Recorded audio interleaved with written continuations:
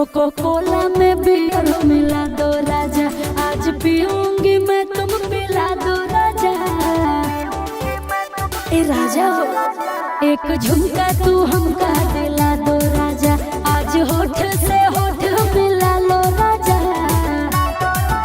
मैं तो लड़की हसीन बड़ी हूँ एडवांस, समझे। अगे डीजे पे डोला के कमर करे ने रोमांस, छोड़ी लुगा डांस करे तू हम लूंगी डांस, छोड़ी लुगा डांस करे तू हम लूंगी डांस।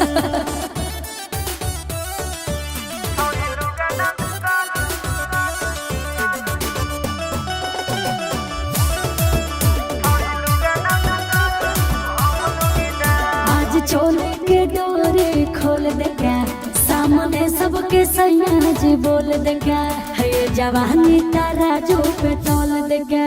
अगे ऐसन हिला दे कमरिया की पूरा शहरिया हिल जाए। अच्छा अगे जमुई से लेके नवादा या पटना बजरिया हिल जाए।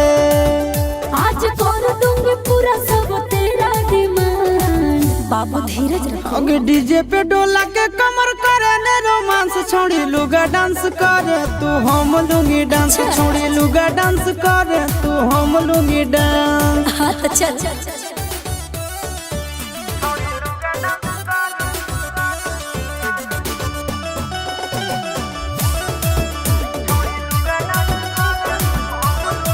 राजा खा लो मुझे मीठा पान हो, होई तेरे लिए मैं जवान हो, तू मालिक मैं तेरी दुकान हो।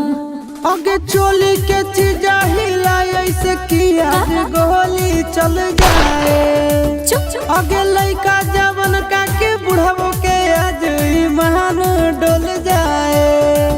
चिंटू राजा आशीष आज मार लेना चांस, आओ ना। अगे डीजे पे डोला के कमर करे ने रोमांस, छोड़ी लुगा डांस करे तू हम लूंगी डांस, छोड़ी लुगा डांस करे तू हम लूंगी डांस।